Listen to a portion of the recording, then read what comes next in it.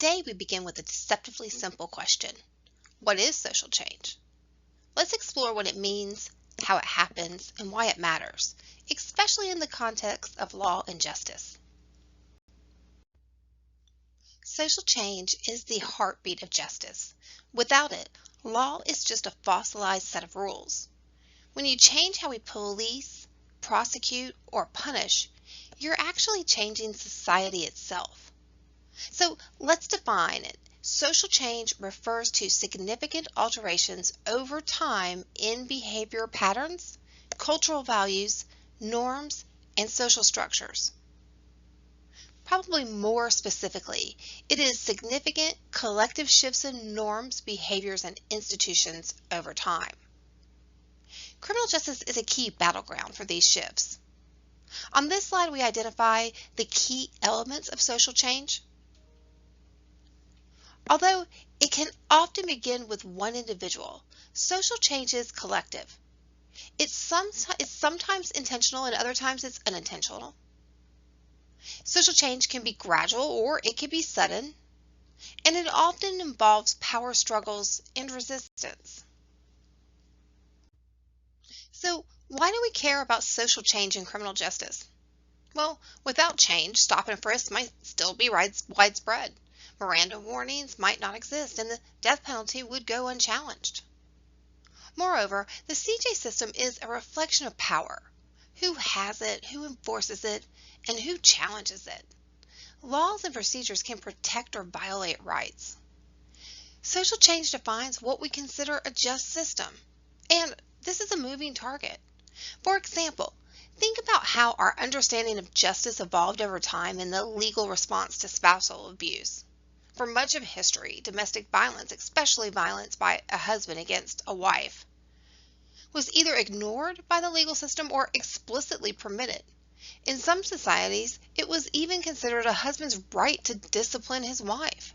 It wasn't until the late 20th century that many legal systems began to recognize spousal abuse as a serious crime, worthy of the same protection and punishment as the violence between strangers. This shift reflects a broader transformation in societal values, from viewing the family as a private domain beyond state intervention to the extension of justice extending into all areas of life, including the home. What we consider a just and fair system is not static. It changes as our collective understanding of human rights and dignity grows.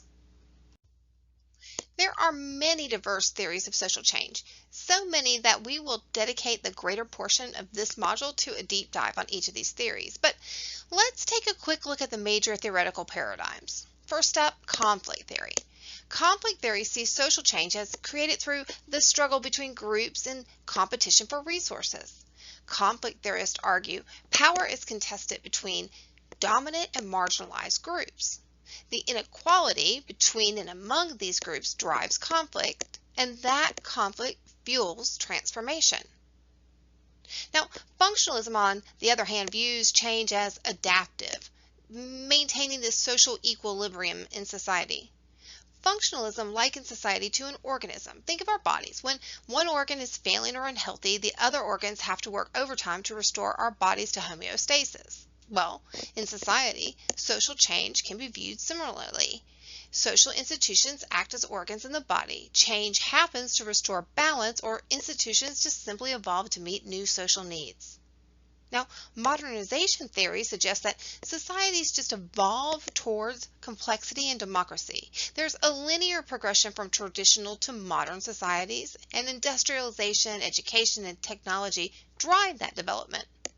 Social movement theory sees collective action as the engine of change. Specifically, it looks at mobilization, how groups organize and gain momentum, framing how issues are defined to attract support and resources, and what defines success. Is it money, networks, is it leadership?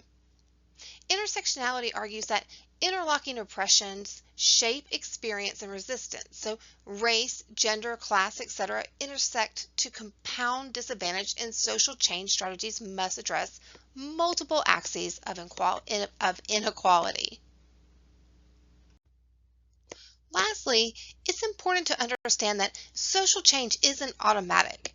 It is pushed by activists, lawmakers, communities, and social movements. It's resisted by institutions, groups with power, tradition, and even economic interest. And social change is negotiated. It's negotiated through courts, legislation, protest, and compromise. I end this lecture with one of the most haunting and courageous images I've ever seen. It's known as Tank Man.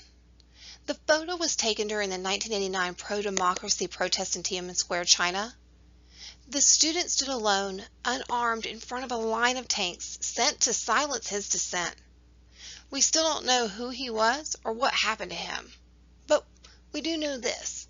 His act of resistance became a global symbol of the power that one person can have in the face of overwhelming force. For me, this photo is a reminder that social change often begins with a refusal to move. Just an act of defiance, however small, that says this isn't right. Whether it's standing in front of a tank, sitting at a lunch counter, or just calling out injustice in your own community, change begins when someone decides to stand still long enough for the world to notice. Thanks for joining me. As always, please feel free to reach out to your instructor if you have any questions.